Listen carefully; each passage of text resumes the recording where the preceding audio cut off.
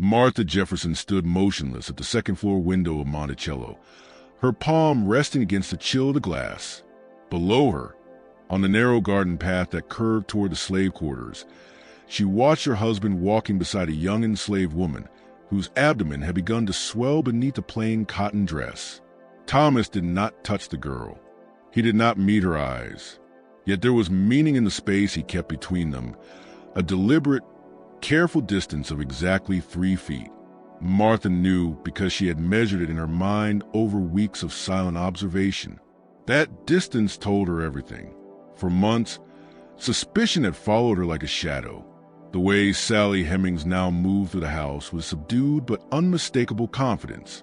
The way Thomas's gaze lingered on her when he believed himself unobserved. The way conversations fell abruptly silent when Martha entered a room. The way Sally's dresses had been altered twice in a matter of weeks. The seams widened with care, discreetly hidden but obvious to anyone who knew how to look. Suspicion, however, is not the same as certainty. And certainty, when it arrived, struck like a blade. Martha caught sight of her own reflection in the window. Her face was pale, drawn, hollowed by 6 pregnancies and by the persistent ache in her chest that no physician could explain. She was 33 years old, yet the mirror returned the image of a woman far older. Sally Hemings was 16, luminous with youth health, and something else entirely. Something that should have belonged to Martha alone. Her breath clouded the glass. When it cleared, Thomas and Sally were gone, having turned behind dependencies and vanished from sight. Martha remained at the window long after, staring down at the empty path as the sun sank lower and shadows stretched across the rolling Virginia hills. She did not move until dusk thickened into evening. That night, she began writing letters. Letters that would never be sent. Letters that would vanish along with her, leaving behind nothing but questions that would echo through the centuries. What happened to Martha Jefferson in the spring of 1782? Why did a woman who had never strayed from her husband's side suddenly disappear from all records for 3 critical months? And why, when she finally returned, was she changed, silent, emptied, as if some essential part of her had been cut away? The answers lie buried in Virginia's red clay, in the narrow spaces between what history chose to record and what truly occurred. This is a story of a wife, an enslaved girl, a founding father, and a secret so dangerous it had to be erased from every letter, every ledger, every shared memory. But secrets, like bodies, have a habit of resurfacing. If you want to hear more unsettling stories from America's hidden past, subscribe to this channel and turn on the notification bell, because what follows will challenge everything you think you know about the men who built this nation. Monticello in early 1782 was still far from the polished monument it would one day become. The main house remained unfinished, a structure perpetually under construction, mirroring Thomas Jefferson's restless, searching mind. Raw beams jutted from incomplete walls. Scaffolding clung to the western face of the house. The air inside was heavy with the scent of fresh-cut wood and damp plaster. Craftsmen and enslaved laborers alike moved through the halls like apparitions, raising a building that would confine them all in different ways.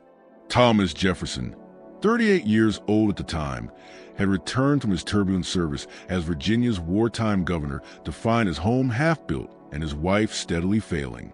The Revolutionary War continued, though the violence had shifted southward. British forces under Cornwallis had invaded Virginia the year before, forcing Jefferson to flee Richmond, an act his critics labeled cowardice and his allies called restraint.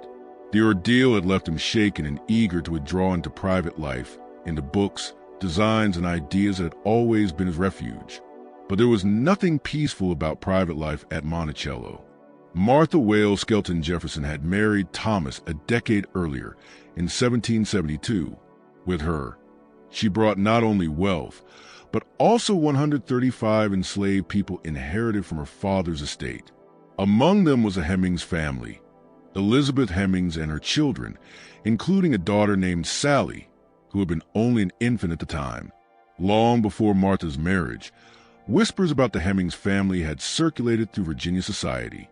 Everyone knew though no one dared speak it aloud, that Elizabeth Hemings's children were fathered by John Wales, Martha's own father. This meant that Sally Hemings was Martha's half-sister, bound to her by blood, and yet divided by the merciless arithmetic of slavery. Martha had grown up knowing this. She had watched her father move between the main house and the slave quarters with the unquestioned entitlement of a man who believed he owned not just labor, but lives, futures, and bloodlines. She had seen her mother's expression tighten whenever Elizabeth Hemings appeared. She learned early that some truths were never spoken, only endured in silence. After her mother's death, John Wales no longer bothered with discretion. He took Elizabeth Hemings openly as his concubine and fathered 6 more children with her, each one a living testament to the corruption at the heart of the system.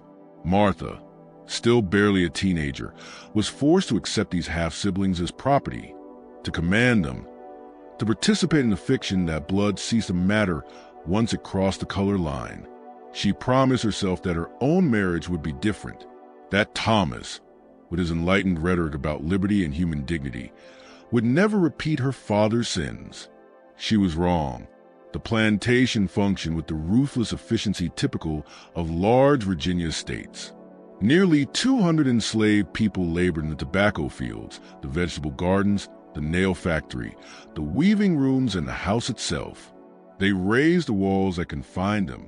They prepared meals they would never share. They bore children who could be taken from them at any moment. They generated wealth they would never enjoy, supporting an empire of freedom built entirely on unfreedom. Thomas Jefferson recorded it all with obsessive precision. Crop yields, weather fluctuations, construction schedules, even the births and deaths of enslaved people were noted with the same methodical attention he gave to his gardens. His journals from this period still survive in archives, thousands of pages filled with careful observations on soil, architecture, philosophy, and order, musings on liberty and the pursuit of happiness. But from March through May of 1782, the pages fall silent. 12 entire weeks are missing from a record otherwise obsessively complete. 12 weeks of absence in a life documented down to the smallest detail. 12 weeks Thomas Jefferson wanted removed from history. Martha had given birth to their 6th child, Lucy Elizabeth, in May of 1781. The labor was brutal, worsened by Martha's already fragile health and by the crude medical practices available even to families of wealth and status. The physician had used forceps, causing internal damage that never properly healed. Martha bled for weeks afterward, losing so much blood she often collapsed when attempting to stand. She lived, but recovery never came. Most days were spent confined to her bed, too weak to take more than a few assisted steps. Pain lodged permanently in her abdomen, a dull, gnawing presence that flared into sharp agony with the slightest movement. Doctors rotated through the house in steady succession, each arriving with confidence and leaving with excuses. Laudanum was prescribed for pain. It dulled her suffering but clouded her mind, leaving her distant and detached. Bloodletting was ordered for weakness, which only drained what little strength remained. Bed rest, fresh air, tonics with bitter metallic tastes, remedies that likely poisoned more than they healed, were tried and abandoned. Nothing worked. Martha was dying slowly, and everyone at Monticello understood it. Thomas hired additional house servants to tend to her needs. Sally Hemings, who had recently turned 15, was brought up from a weaving room where she had been training in textile work. She was given lighter duties, carrying meals to Martha's chamber, changing linens, reading aloud when Martha's eyes tired, sitting quietly nearby in case she was needed. Sally was strikingly beautiful, with light skin inherited from her white father and delicate features that often caused visitors to mistake her for a member of the family rather than enslaved property. Her hazel eyes were rare in the quarters, and her hair fell in soft waves instead of tight curls. She was also intelligent, observant in a way that unsettled people. She could read, a skill Elizabeth Hemings had secretly taught her children despite laws forbidding enslaved literacy. She could play the harpsichord, having learned by listening to Martha's lessons and practicing whenever the family was away. In her illness, Martha grew fond of the girl. Sally reminded her of herself at that age, before marriage, before motherhood, before the slow erosion that comes from loving a man who values ideas more than people. Martha taught Sally French, reading passages from Voltaire and Rousseau aloud, savoring the bitter irony of sharing Enlightenment philosophy with a girl denied even the most basic rights. They sat together for hours, Martha propped against pillows, Sally in a chair at her bedside, discussing ideals both understood would never alter Sally's status as property. But Thomas saw something else in Sally, something that would unravel everything. It began in February of 1782, during one of the coldest winters Virginia had endured in decades. Ice formed on the inside of windows, tracing crystalline patterns like frozen flowers. The James River froze solid, for the first time in living memory, thick enough for people to walk across. In the slave quarters, firewood ran out within weeks. Families huddled together for warmth, wearing every layer they owned. 3 children died of pneumonia in a single week. Their bodies were buried in earth, so frozen the grave diggers had to build fires to soften the ground enough to dig. The cold devastated Martha. She became completely bedridden. Her skin turned ashen, giving her the appearance of someone already half gone. Breathing became laborious, each breath visibly forced. She coughed constantly, streaking her handkerchiefs with blood. The doctors called it consumption, though none could explain why standard treatments failed. Their conversations shifted tone. Quieter now, speaking of comfort rather than cure, of preparing the household for what was coming. Thomas spent his days in his study, ostensibly revising sections of the Virginia legal code. He had been tasked with reshaping state laws to reflect Republican ideals, work that should have absorbed him entirely. Yet the servants noticed his distraction. Papers lay untouched for days. He stood for long stretches staring out the window, unmoving. They also noticed that Sally Hemings was frequently sent to him with tea, to tend his fire, to deliver messages that could have been given to anyone else. And they noticed that these errands lasted far longer than they should have. Sally would enter the study with a tray and not emerge for an hour. The door remained closed. No voices carried through the walls. When she finally stepped back into the hallway, her face was flushed, her hair slightly undone, her eyes fixed carefully on the floor. Whispers spread among the house servants. Betty Brown, who had served the family for 20 years, told her daughter she had seen Thomas touch Sally's hand when she brought him tea, a touch that lingered well beyond politeness. Ursula, the cook, claimed she heard voices from the study late at night.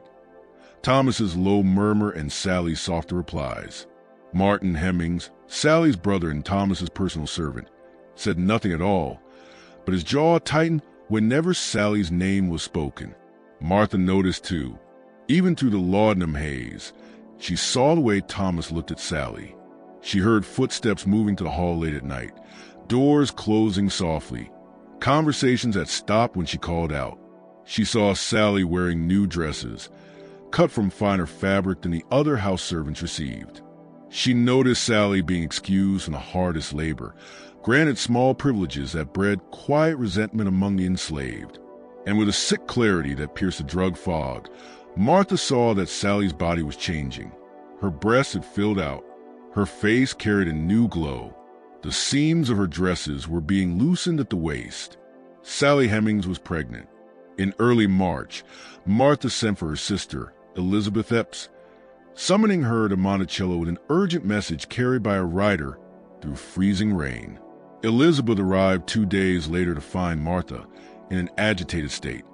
Startling for someone so close to death, Martha was sitting upright in bed, her eyes bright with either fever or fury, perhaps both. She had refused her laudanum that morning, determined to keep her thoughts clear. Martha dismissed the servants and spoke to her sister in urgent, hushed tones for more than an hour. The door remained closed, but Betty Brown, cleaning quietly in the corridor, caught fragments of what was said. She heard Martha's voice tremble as she said, "Pregnant, in my own house, my father's daughter." She heard Elizabeth's shocked replies, her attempts to soothe Martha, her insistence that perhaps there had been a misunderstanding. But Martha was not mistaken. She had proof. For weeks, she had been watching, recording, calculating. Hidden beneath her mattress was a small journal in which she noted dates, times, movements. Every visit Sally made to Thomas's study. Every night, Thomas walked toward the slave quarters. Every alteration to Sally's dresses. Martha counted backward, matching changes in Sally's body to the calendar. By her reckoning, Sally was nearly 3 months pregnant, and Martha had a plan. No written record survives of exactly what Martha told her sister that day. But Elizabeth Epps left Monticello that same afternoon, her face drained of color, her expression tight with distress. She spoke of the visit to no one. She rode away through the rain and never once looked back at the house. 2 days later, Sally Hemings appeared at breakfast with a bruise blooming across her cheek, a deep purple spreading from her cheekbone to her jaw. When Betty Brown asked what had happened, Sally said she had slipped on the ice. But there was no ice inside the house, and Sally's eyes told a different story. They were swollen and red from crying, and they held a fear that went far deeper than physical pain. That night, Martha Jefferson left her bed for the first time in weeks. Several servants saw her moving through the house in her nightgown, a candle held steady in her hand. She walked with strength that startled those who had watched her waste away.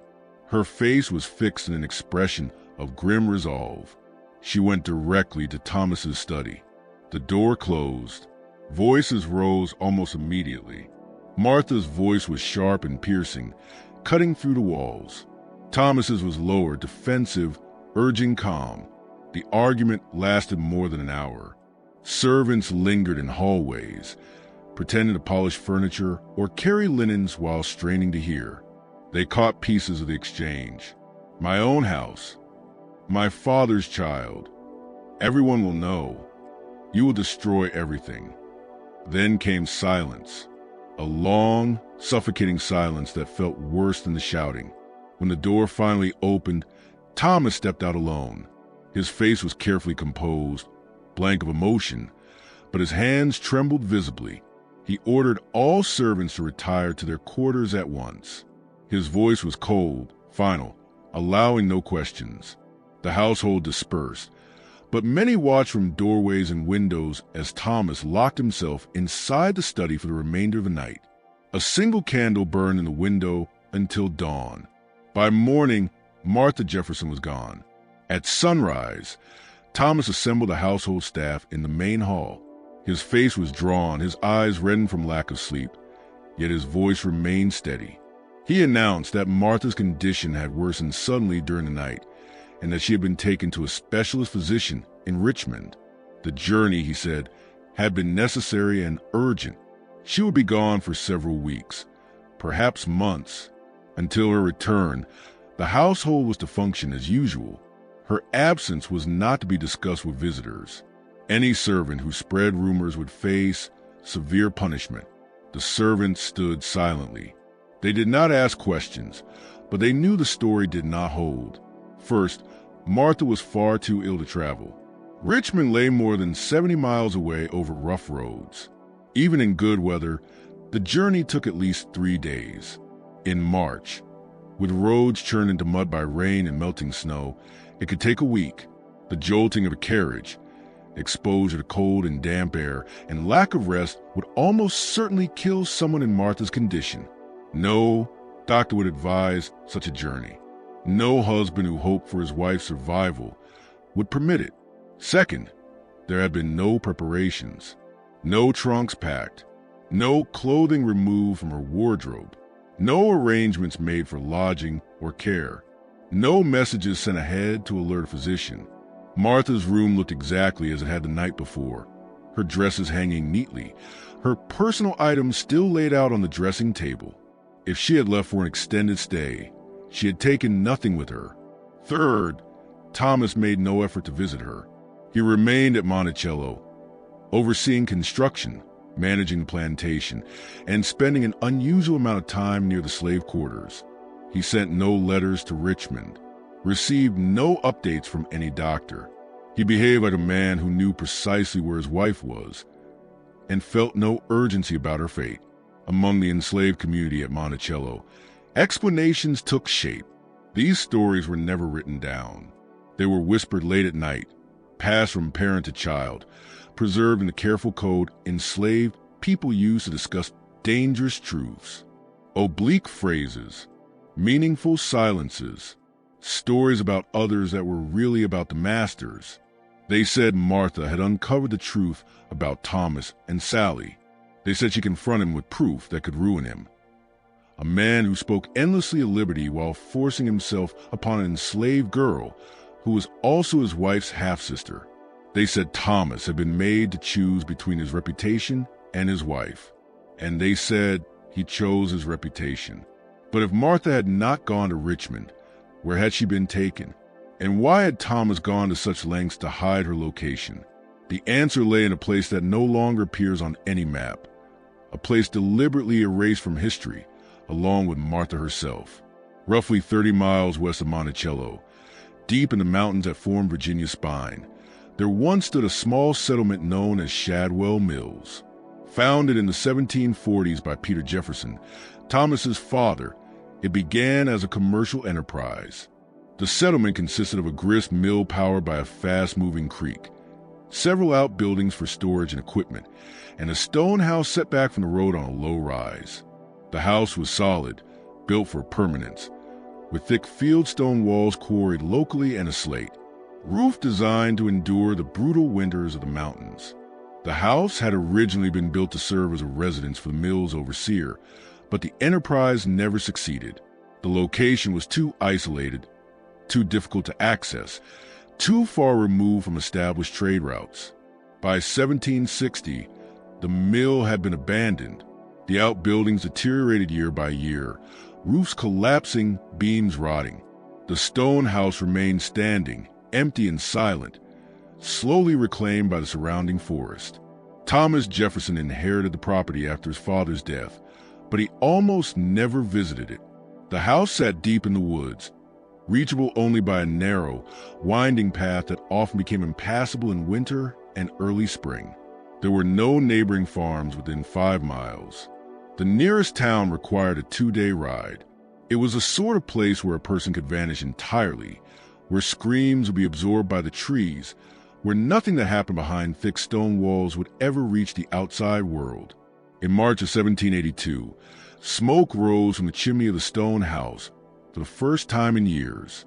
A local hunter named William Crawford noticed it while tracking deer through the mountains. The sight struck him as strange. Curious and cautious, he moved closer and saw clear signs of recent occupation. The windows were shuttered tightly from the inside. Freshly cut firewood was stacked neatly by the door. A carriage stood in what had once been a yard, now choked with weeds and brush. Crawford watched from the tree lean for more than an hour. During that time, he saw 2 enslaved men from Monticello arrive with supplies. He recognized them from previous encounters, having sold game to the plantation before. They carried water drawn from the creek, armloads of firewood, and a covered basket that appeared to hold food. Their movements were efficient, practiced, the motions of men carrying out a duty they did not want. Their faces were rigid, unreadable. Then Crawford heard something that froze his blood. A woman's voice screamed from inside the house, high, desperate, raw with terror. He could not make out the words, but the agony behind them was unmistakable. The screaming continued, rising in pitch, growing more frantic, until it stopped suddenly, as if someone had clamped a hand over the woman's mouth. The 2 enslaved men froze. They exchanged a glance, their expressions carefully blank. Then they finished unloading the supplies, climbed back into the carriage, and drove down the narrow path toward Monticello. Crawford waited until they were gone before approaching the house. He tried to peer through the shuttered windows, but they were sealed tightly. He pulled at the door and found it secured from the outside with a heavy padlock, the kind that required a key. He called out, asking if anyone inside needed help. No answer came. Disturbed, Crawford rode to the nearest town and mentioned what he had witnessed to a friend at the tavern. The man, Robert Hughes, who had business connections with Jefferson, dismissed the story. He told Crawford he must be mistaken. Shadwell Mills had been abandoned for years. There was no one living there. Perhaps Crawford had seen squatters. Perhaps the isolation of the mountains had played tricks on his mind. But Crawford knew what he'd seen, and he knew what he had heard. A woman was being held in that stone house against her will, and everyone seemed determined to pretend otherwise. Within a week, rumors began circulating through Albemarle County. People whispered that Thomas Jefferson was keeping his wife hidden in the mountains. Some claimed Martha had lost her sanity and needed to be restrained for her own safety. Others said she had tried to take her own life and was being prevented from trying again. Still others suggested she had discovered something about Thomas that he could not allow her to reveal. Thomas acted swiftly to crush the rumors. He visited Robert Hughes in person and calmly suggested that spreading false stories about the family of a former governor could be interpreted as sedition, a grave offense in wartime Virginia. He reminded Hughes, politely but unmistakably, that he had the power to make life very uncomfortable for those who oppose him. Hughes understood and never spoke of Shadwell Mills again. Thomas also paid a visit to the tavern, where Crawford had first spoken to the stone house. He spoke privately with the owner, Samuel Porter, and made it clear that he valued discretion. He did not issue direct threats. Thomas Jefferson was far too refined for that, but he mentioned that he was reviewing tavern licenses in the county, and that some establishments might fail to meet the new standards he was considering. Porter understood immediately. When Crawford returned to the tavern and tried again to speak about what he'd seen, Porter cut him off. He warned him that some matters were best left untouched, that powerful men had long memories, and that a hunter who wished to continue hunting on Jefferson land should learn when to remain silent. Shortly afterward, Crawford was offered a generous sum, 50 pounds, more money than he could earn in a year, to leave Virginia and begin a new life in Kentucky. The funds came from Thomas Jefferson's personal accounts, though the transaction was carefully handled through an intermediary to avoid any direct connection. Crawford accepted. He left Virginia in April of 1782 and was never heard from again. Whether he reached Kentucky or met with misfortune along the way remains unknown. The two enslaved men stationed at Shadwell Mills, Jupiter Evans and George Granger, were sold to a plantation in Georgia within a month of Martha's disappearance. The sale was highly unusual. Both men were skilled laborers valuable to the estate, and both had families at Monticello. Selling them meant tearing apart families, separating husbands from wives and fathers from children, something Thomas Jefferson publicly claimed to avoid whenever possible. But Jupiter and George knew what had taken place inside that stone house. They had seen Martha Jefferson in captivity. They had heard her screams, her pleas. They had been forced to participate in her imprisonment, carrying food, water, and firewood, maintaining the illusion that she was being cared for while her spirit was being methodically broken. They were sent nearly 1,000 miles away, to a place where no one would believe their stories, even if they dared to speak them. Isolated, cut off from everyone they knew, their knowledge buried with them. Jupiter died in 1790, killed in an accident on the Georgia plantation. George lived until 1808, but he never spoke of his time at Shadwell Mills. The truth died with him, or so Thomas Jefferson believed. But one person knew exactly what had happened. One person had been present at Shadwell Mills during those first horrific weeks. One person had seen Martha in her confinement, heard her accusations and threats, witnessed the deliberate dismantling of a woman's mind and will. Sally Hemings knew. And Sally Hemings was pregnant with Thomas Jefferson's child. By April, Sally's condition could no longer be concealed. Her abdomen rounded visibly beneath her dresses, impossible to miss. The other enslaved women in the house began whispering among themselves, their voices carrying a complicated blend of pity and resentment. Some felt deep sympathy for Sally. She was still a child herself, barely 16, and everyone understood she had no choice. When a master wanted something, An enslaved woman had no right to refuse. It was rape in every sense of the word, though no one dared to name it that. They spoke instead of taking advantage, or having his way, or simply said it was what masters did. Others, however, felt bitterness. They saw Sally's pregnancy as a form of favor, a dangerous closeness to the master that might bring protection or privilege.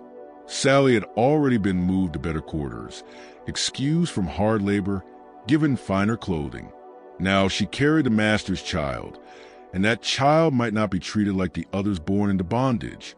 It created an unspoken hierarchy among the enslaved, a division between those who drew the master's attention and those who remained invisible. Sally herself said nothing. She moved through the house like a shadow, performing her duties with mechanical precision. Her face was carefully empty. She did not complain. She did not ask for special treatment. She did not confide in anyone about what Thomas Jefferson had done to her. She endured, as enslaved women had endured for generations, bearing a burden she had never chosen and could never escape. Thomas made no public acknowledgement of Sally's condition, but he acted quietly. She was moved out of the main house into a small cabin near the stables, away from the other servants. The cabin was better than most slave quarters. It had wooden floors instead of packed earth, a proper fireplace instead of a pit, a real bed instead of a straw pallet. Sally received better food, thicker blankets, and was excused from all heavy labor. A midwife was assigned to visit her regularly, monitoring the pregnancy to ensure it progressed normally. These small mercies were noticed by everyone and understood by no one. Why was Thomas Jefferson taking such care with an enslaved girl's pregnancy?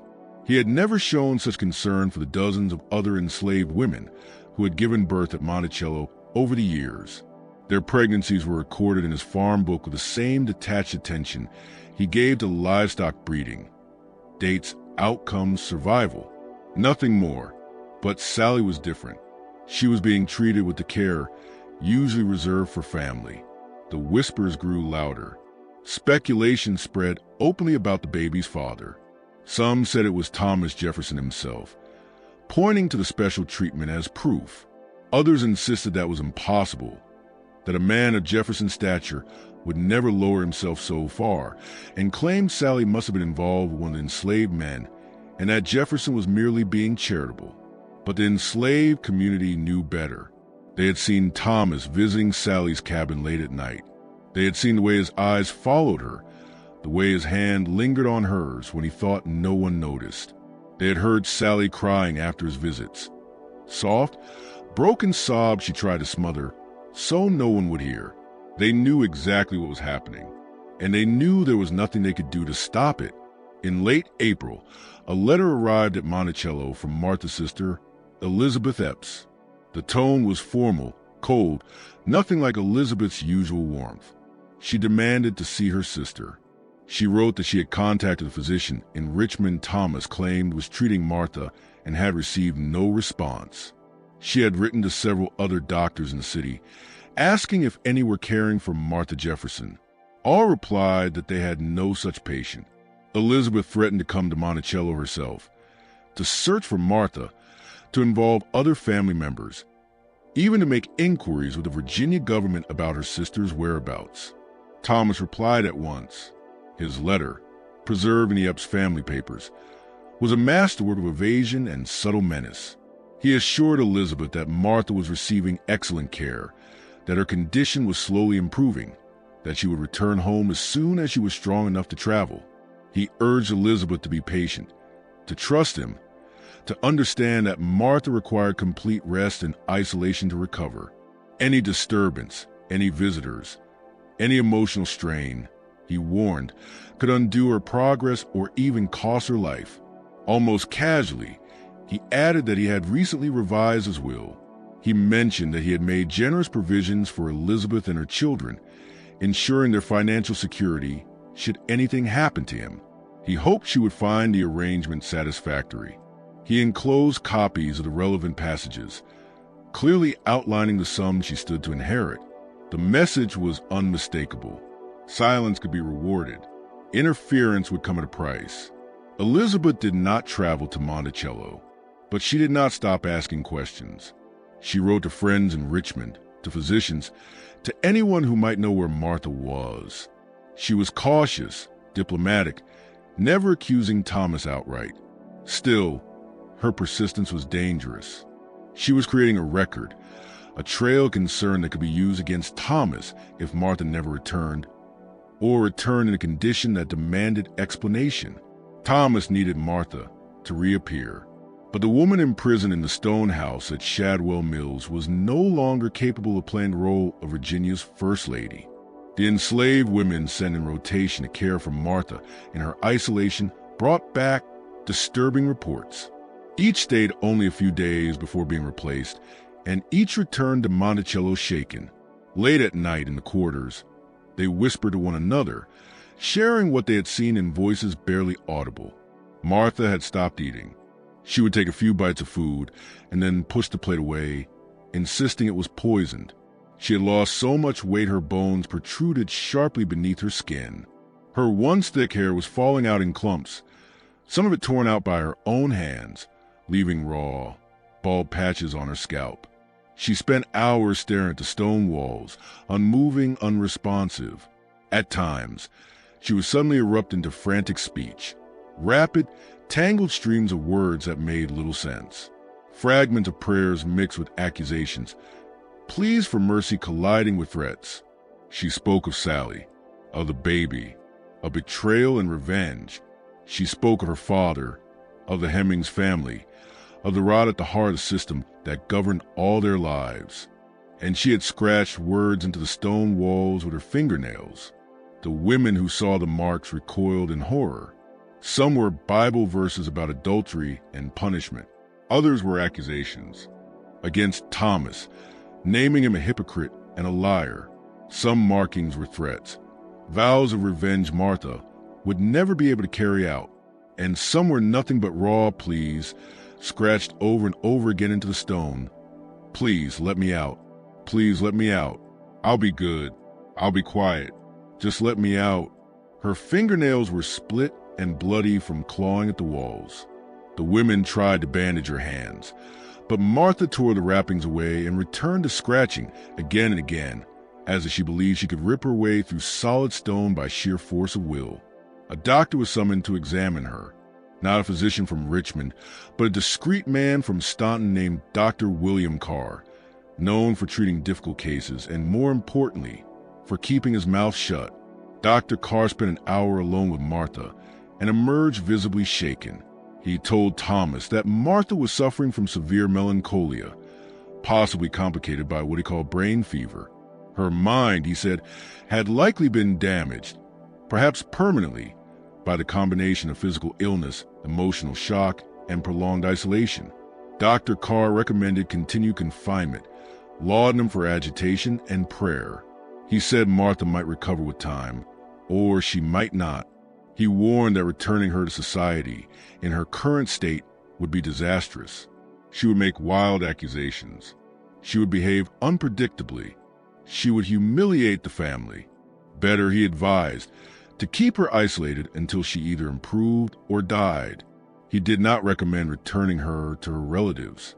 He did not suggest allowing visitors. He did not ask why a woman supposedly receiving medical care was locked inside an abandoned stone house in the mountains instead of a hospital or sanatorium. Dr. Carr was paid £100 for his services and for his silence. He returned to Staunton and never spoke of Martha Jefferson again. When he died in 1795, his widow burned his personal papers, explaining only that her husband had treated many patients whose privacy deserved protection even after death. But Thomas was running out of time. Elizabeth's inquiries were drawing attention. Other family members were beginning to wonder why they had not heard from Martha in months. Visitors to Monticello commented openly on her absence, expressing concern, offering assistance. The fiction of a Richmond physician was collapsing. Eventually, someone would go to Richmond themselves. When they found no trace of Martha, questions would harden into accusations. In mid-May, Thomas made his decision. Martha would return to Monticello, but she would return changed, broken, emptied, incapable of telling anyone what had been done to her. The only question was whether 3 months of isolation and terror had already destroyed her, or whether Thomas took additional measures to ensure her silence. On May 20th, 1782, Martha Jefferson came back to Monticello. She arrived at dawn, brought in a closed carriage that drove straight to the main house without stopping. The servants were ordered to remain in their quarters until after sunrise. No one was to witness her arrival. No one was to speak of it. But enslaved people learn how to see what they are not meant to see. Survival depends on it, on reading movements, anticipating danger, being invisible while observing everything. A young kitchen worker named Betsy had been awake before dawn, as she always was. Fires needed to be lit, bread baked, porridge stirred, coffee prepared before the household rose. She was carrying wood from the shed when she saw the carriage roll into the yard. Betsy froze in the shadows, making herself small and silent. Thomas stepped down first. He looked exhausted, clothes rumpled, face drawn and gray. He had been gone for 2 days, claiming business in Charlottesville, but everyone knew he had gone to Shadwell Mills to retrieve Martha. He reached back into the carriage and helped the woman descend. The woman moved slowly, uncertainly, like someone who had forgotten how to walk. She was so thin she looked skeletal, her dress hanging off her frame as if it belonged to someone else entirely. Her cheeks were hollow, her eyes unnaturally large in her gaunt face. But it was her hair that shocked Betsy most.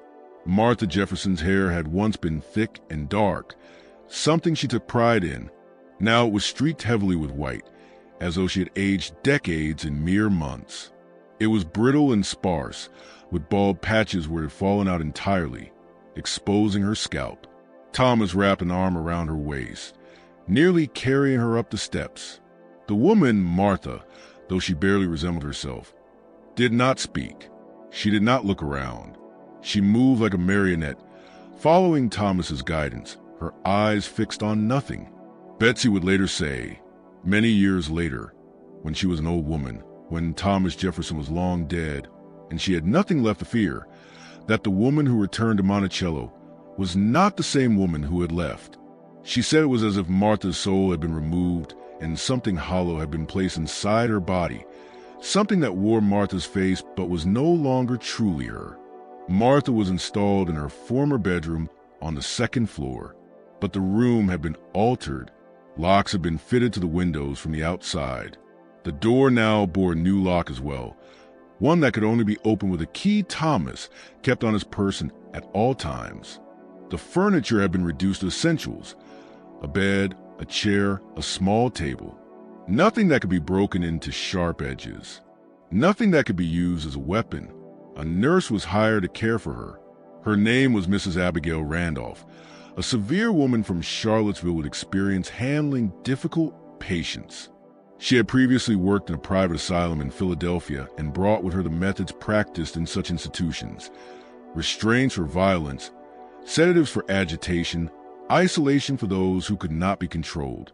Mrs. Randolph took up residence in a small room adjoining Martha's, connected by a door kept locked from the nurse's side. She was given full authority over Martha's care. She determined when Martha ate, when she slept, when she was allowed out of bed. She administered laudanum several times a day, keeping Martha in a constant haze of sedation.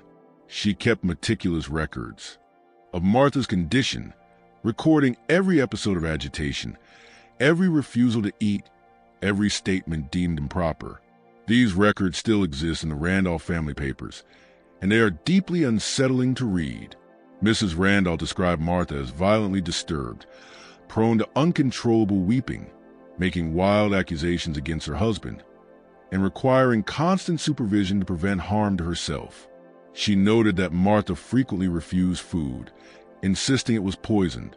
She documented multiple instances in which Martha had to be physically restrained when she attempted to leave her room or injure herself. But the records reveal something else as well. They show that Martha experienced periods of clarity, moments when the laudanum wore off and her thoughts sharpened. During these intervals, Martha told Mrs. Randolph exactly what happened to her. She spoke of Shadwell Mills, of the isolation, the terror, the deliberate breaking of her will. She spoke of Sally Hemings and the baby, of Thomas's betrayal, of her determination to reveal the truth. Mrs. Randolph dutifully wrote these statements down and then dismissed them. She labeled Martha's words as delusions, the ravings of diseased mind rather than the testimony of a woman who had been imprisoned and abused. Whether Mrs. Randolph truly believed Martha was insane or whether she was protecting the man who employed her cannot be known. The household was informed that Martha's condition had worsened during her treatment in Richmond, that she required absolute quiet and isolation, and that only Thomas and Mrs. Randolph were permitted to enter her room. Servants were forbidden to speak to Martha or even acknowledge her presence. If they heard her crying or calling out, they were ordered to ignore it and continue working. For the next 3 months, Martha Jefferson existed as a ghost within her own home. Servants heard her sobbing at night, long, broken wails that echoed through the corridors and made them pull blankets over their heads to block out the sound. They heard her calling out names, her children's names, her sister's name, and sometimes, in a voice thick with fury, another name entirely.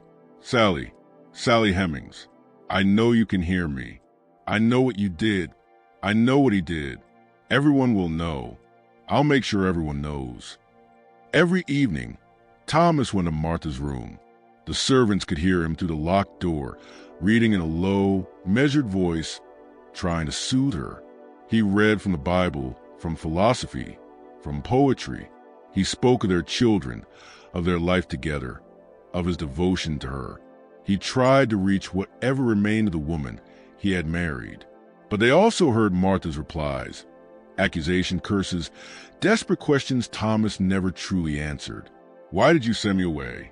Why did you lock me in that place? What did you do to me there? What did you give me? Why won't you let me see my children? What have you told them about me? Is the baby born yet? Is it a boy or a girl?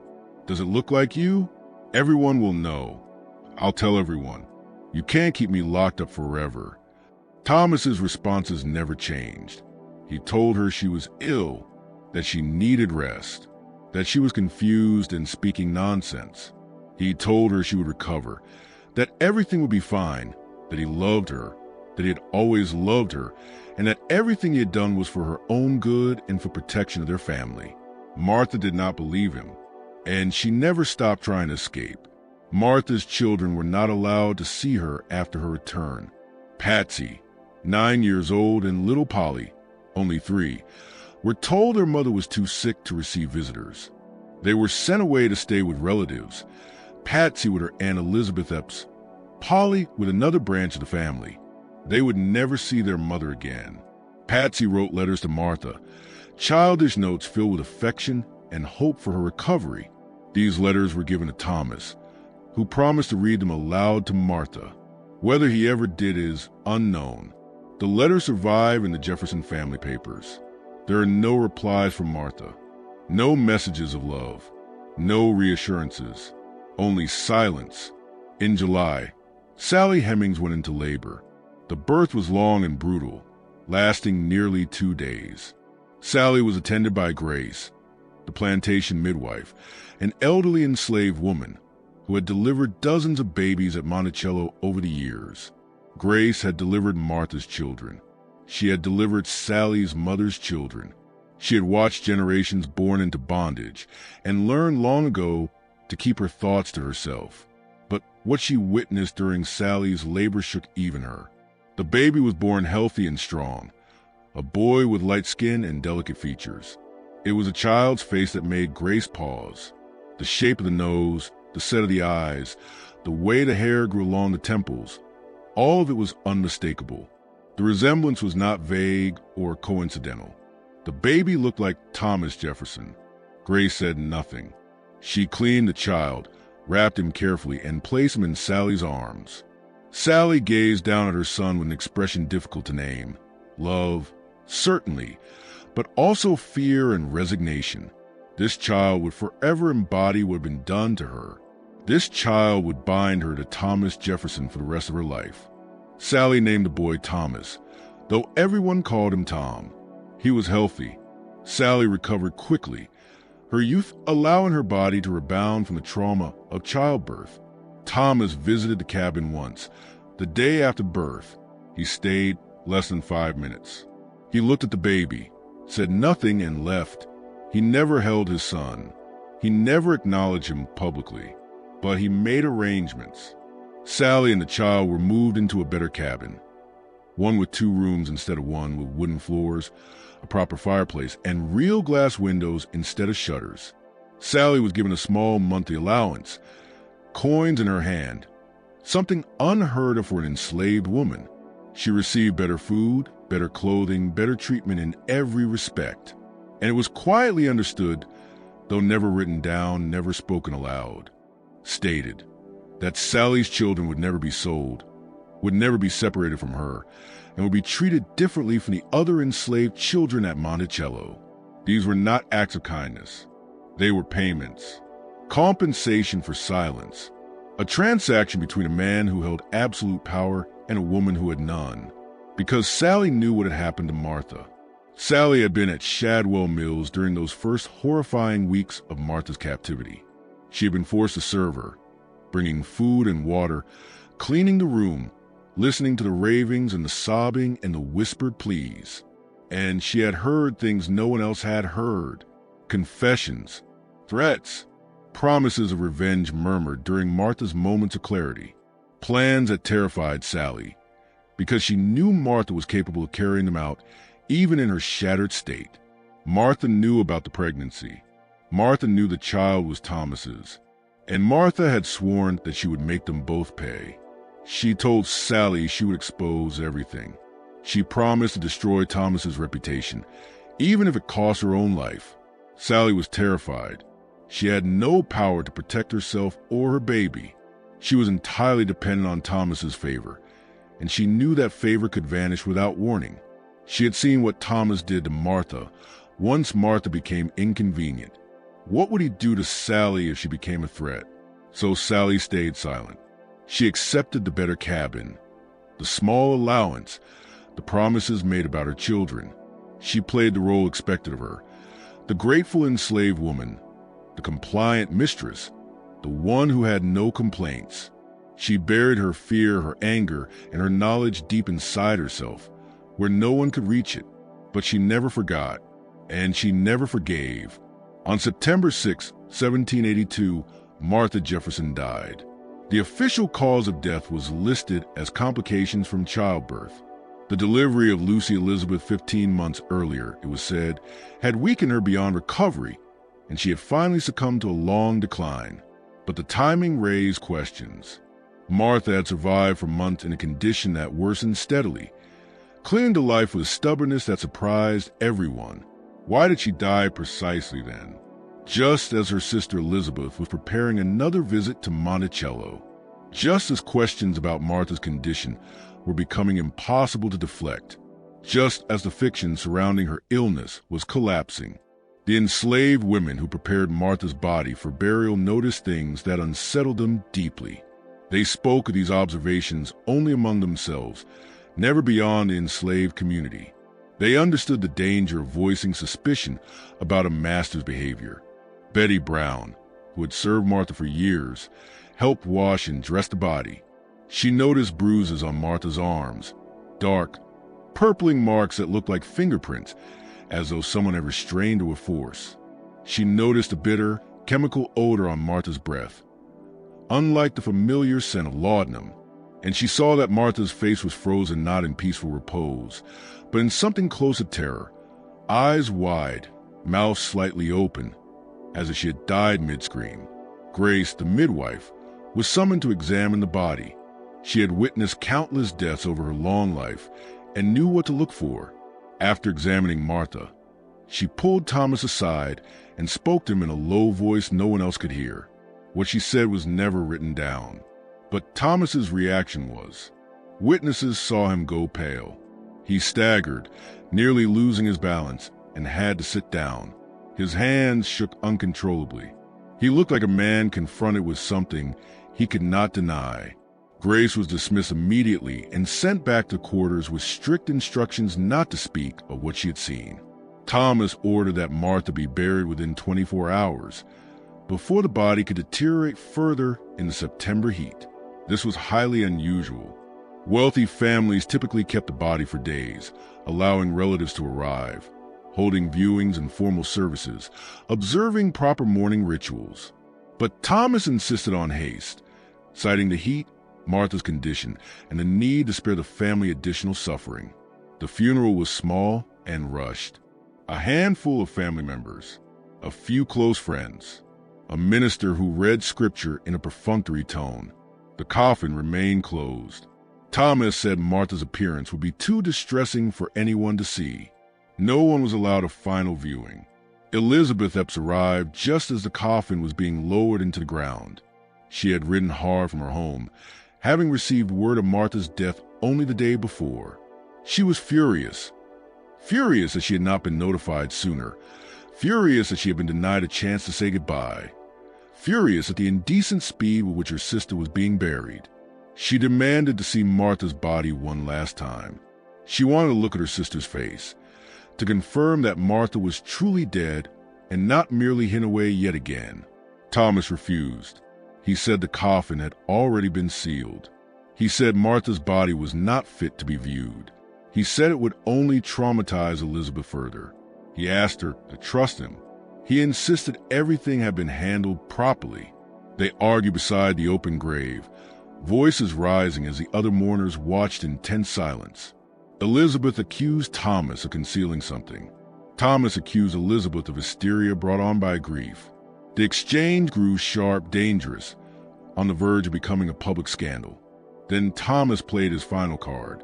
He reminded Elizabeth of provisions he had made in his will. He reminded her that her children's futures depended on his generosity, that he had ensured their financial security, and that such arrangements could be altered. He reminded her that spreading rumors about Martha's death would not only ruin his reputation, but could destroy her family as well. Society, he said, would not look kindly on a woman who accused her brother-in-law of impropriety without proof. The threat was unmistakable. Silence could be purchased. Cooperation would be rewarded. Interference would be punished. Elizabeth stepped back from the grave. She watched as her sister was buried in silence, her face rigid with grief and rage and helplessness. She watched the earth fall onto the coffin, each shovelful sealing Martha away, burying her forever, burying the truth with her. Then Elizabeth left Monticello and never returned. She cut off all contact with Thomas Jefferson. She refused to visit him. She refused to correspond. She forbade her children from having any relationship with their uncle. For the rest of her life, she maintained a cold, impenetrable silence that spoke volumes about what she believed had been done to her sister. But before she left, Elizabeth did one thing that would echo far beyond her lifetime. She took Martha's diary. For years, Martha had kept a journal, recording her thoughts, fears, and observations about life at Monticello. It was a small, leather-bound book she hid beneath a loose floorboard in her bedroom. She wrote in it almost daily, noting the births of her children, the deaths of loved ones, her worsening illness, her impressions of Thomas's character and ambitions. In the final months, she wrote about Sally Hemings, about the pregnancy, about her confrontation with Thomas, and about what had been done to her at Shadwell Mills. After Martha's death, Thomas searched the diary with the intention of destroying it. He went through her room methodically, checking every drawer, every trunk, every conceivable hiding place. But the diary was gone. Elizabeth had been quicker. While Thomas was consumed with funeral arrangements and the confusion of grief, Elizabeth went to Martha's room. She knew about the loose floorboard. Martha had shown it to her years earlier, when they were girls sharing secrets. Elizabeth retrieved the diary, hid it among her belongings, and carried it away when she left Monticello. The diary was never published. Elizabeth kept it hidden for the rest of her life, locked inside a trunk in her attic. When she died in 1811, she passed it to her daughter with strict instructions. It was never to be read by anyone outside the family. It contained information too dangerous to reveal, truths that could destroy reputations and ruin lives even decades later. The diary passed through several generations of the Epps family. Each keeper added a brief note, affirming that the contents were too disturbing to make public. It became a family burden, handed from mother to daughter, proof that something terrible had occurred, something that could never be spoken aloud. In 1873, 91 years after Martha's death, the diary was finally destroyed. Martha's great-great-granddaughter, Caroline Epps Harrison, burned it in her fireplace. She stayed awake through the night, reading each page in full before feeding it to the flames, watching the secrets turn to ash. But before she destroyed it, she wrote a letter to her sister describing what she had read. That letter survived. It remains in a private collection held by descendants of the Epps family. Never displayed publicly, never cited in official Jefferson scholarship. Access to it is tightly restricted, and historians who request to see it are usually refused. A few, however, have been permitted to read it under strict conditions of confidentiality. They report that the letter contains allegations so disturbing they cannot be published even now, more than 2 centuries after the events described. The letter mentions Shadwell Mills. It mentions Sally Hemings and the baby. It describes what was done to Martha during her captivity, methods used to break her will and ensure her silence. And it records Martha's final words. According to the letter, on the night before she died, Martha summoned Thomas to her room. For the first time in months, her mind was clear. The laudanum had worn off. She spoke to him calmly, lucidly, with a clarity he had not seen since before her disappearance. She told him she knew what he had done to her. She told him she would never forgive him. She told him she had written everything down. She told him the truth would survive even if she did not, that his children and his grandchildren and his great-grandchildren would one day know what kind of man he truly was. Then she said, "You sent me away to hide your shame, but shame has a way of surviving. Your children will know, history will know, and you will never escape what you've done." Those were her last words. She died that night alone in her locked room, with only Mrs. Randolph present. The nurse's official report stated that Martha died peacefully in her sleep, but Caroline Epps Harrison's letter suggests otherwise. It implies that Martha's death was not natural, that steps were taken to ensure she would never speak again, that the timing was too convenient to be coincidence. There is no proof, only suspicion, whispers, a letter few have read and fewer still believe. After Martha's death, Thomas Jefferson destroyed nearly everything connected to her.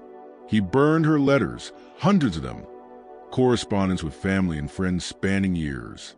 He destroyed her personal papers, her sketches, her music. He burned her clothing, claiming he could not bear the sight of it. He removed her portraits from the walls and stored them in the attic, where they gathered dust for decades. He forbade anyone in the household from speaking her name, saying it caused him too much pain. He was erasing her, just as he had erased those 3 months when she disappeared. He crafted a narrative in which Martha was a tragic figure, a beloved wife who died young, a victim of illness rather than a woman systematically destroyed by betrayal and cruelty. The official record of Martha Jefferson's life is strikingly thin. We know the dates of her birth and death. We know she married Thomas Jefferson in 1772. We know she bore 6 children, only 2 of whom survived to adulthood. We know she died at 33, supposedly from complications of childbirth. But we know almost nothing about who she truly was. Her letters were burned. Her diary was destroyed. Her voice was silenced in life, and again in death. She survives in history as a shadow, a footnote in the story of a great man, a wife who died young and conveniently, leaving her husband free to pursue his destiny. Sally Hemings remained at Monticello for the rest of Thomas Jefferson's life. She bore him 6 children in total, though only 4 survived to adulthood. Their names were Beverly, Harriet, Madison, and Eston. All of them had light skin, light enough to pass as white, and all bore a striking resemblance to Thomas Jefferson. He never acknowledged them publicly. He never freed Sally during his lifetime, but he made provisions for her children in his will, arranging for their freedom when they reached adulthood. Beverly and Harriet were quietly allowed to leave Monticello in their early 20s, slipping into white society and vanishing without a trace. Madison and Eston were formally freed after Thomas's death. Sally herself was never officially emancipated. Instead, after Thomas died in 1826, she was simply allowed to walk away, a legal fiction that granted her freedom without documentation, avoiding uncomfortable questions about why she alone, among hundreds of enslaved people, received such treatment. She lived with her sons Madison and Eston in Charlottesville until her death in 1835. She never spoke publicly about Thomas Jefferson. She gave no interviews. She wrote no memoir. She neither confirmed nor denied the rumors that followed her for decades. She maintained a quiet dignity that protected her children and preserved the small measure of privacy left to her. But she told her children stories. She told them about their father, about life at Monticello, about the unbearable contradiction of being enslaved by the man who fathered your children. She told them about Martha Jefferson, about what happened in 1782, about the terrible price Martha paid for uncovering the truth, and her children told their children. And those stories endured, even as official history tried to erase them.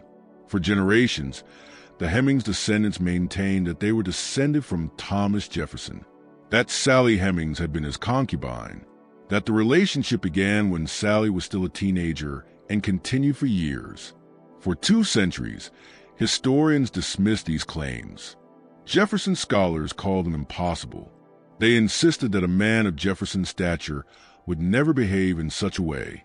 They accused the Hemings family of lying, of misunderstanding, of attempting to attach themselves to greatness they did not deserve.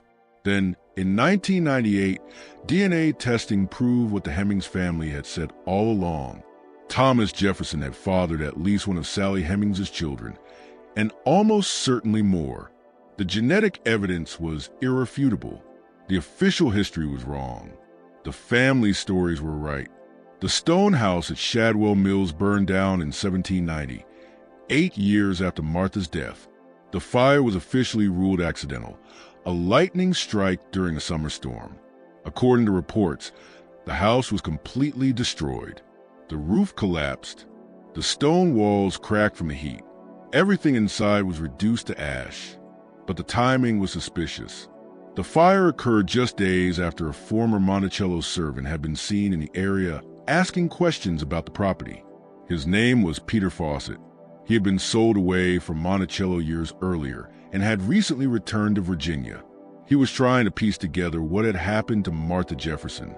He had heard fragments of the story in the enslaved community, truths passed down through whispers and coded language.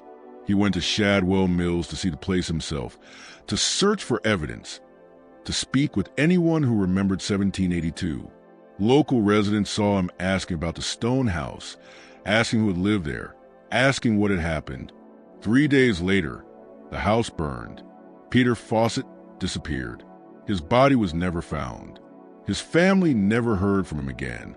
Whether he died in the fire, suffered an accident afterward, or was killed to silence him remains unknown.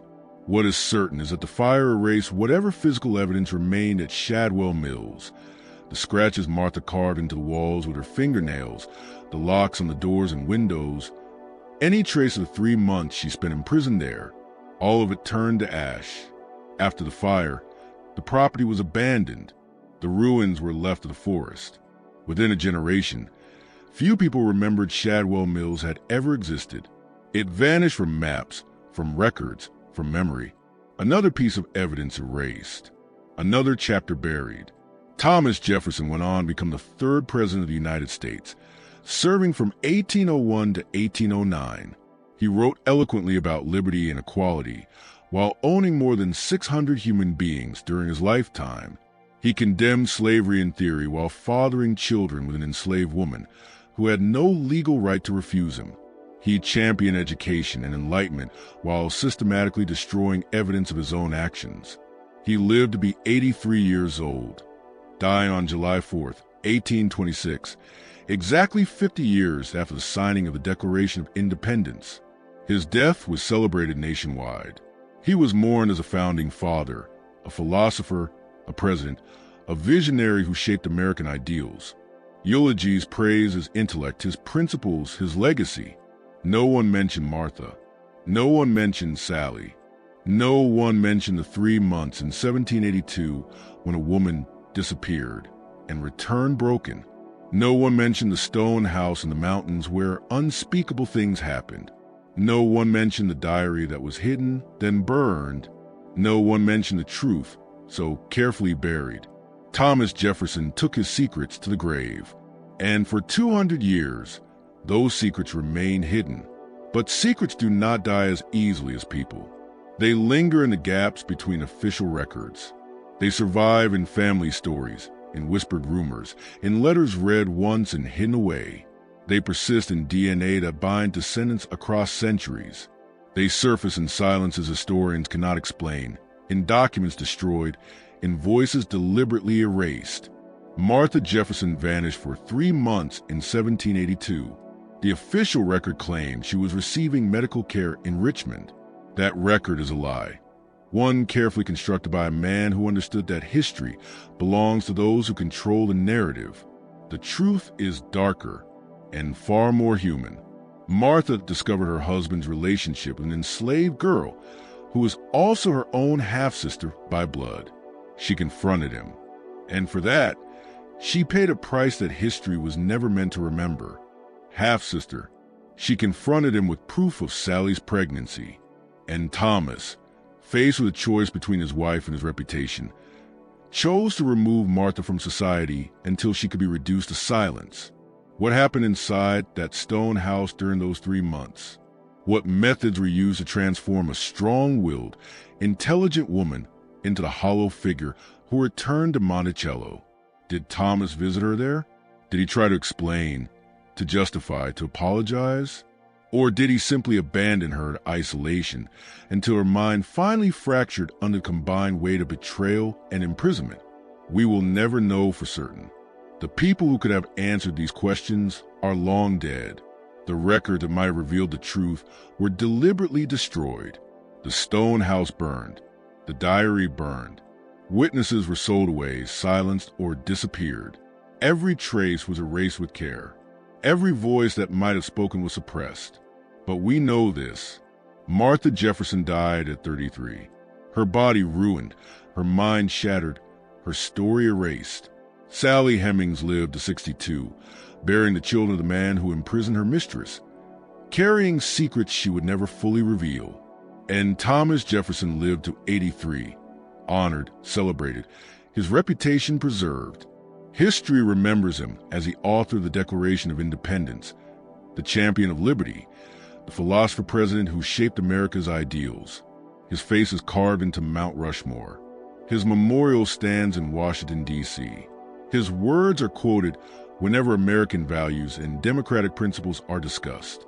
History has almost entirely forgotten Martha Jefferson. She survives as a footnote, a wife who died young, a personal tragedy that softened the image of a great man. Many people do not even know her name. Most biographies of Thomas Jefferson devote only a few pages to her, focusing on her death rather than her life, treating her as a narrative device instead of a person with a story of her own. But Martha was not a footnote. She was a woman who uncovered a devastating truth and paid for that discovery with her freedom, her sanity, and ultimately her life. She was a woman who tried to resist a system that granted her husband absolute power over her body, her children, and her fate. She was a woman who refused to remain silent, who wrote the truth down even knowing it might never be read, who promised that history would one day know what had been done to her.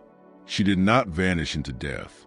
She vanished into something worse, deliberate erasure, into the blank pages of her husband's journal, into the silence imposed when truth becomes inconvenient to powerful men. The child Sally bore in July of 1782, the boy named Thomas, died in infancy. The official record states that he died of whooping cough, a common childhood illness. But the timing raises unsettling questions. The child died in late September, just weeks after Martha returned to Monticello. During the same period when servants heard her screaming accusations and threats through the night, did Martha, broken but still defiant, find a way to strike back at Sally, to punish the girl who had replaced her in her husband's affections?